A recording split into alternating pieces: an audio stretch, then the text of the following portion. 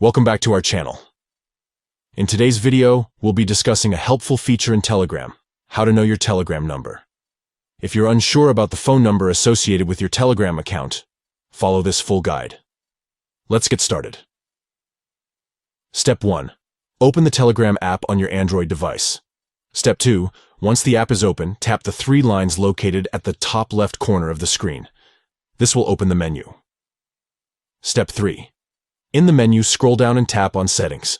It is usually represented by a gear or cogwheel icon. Step 4. Inside the Settings menu, look for the Account section.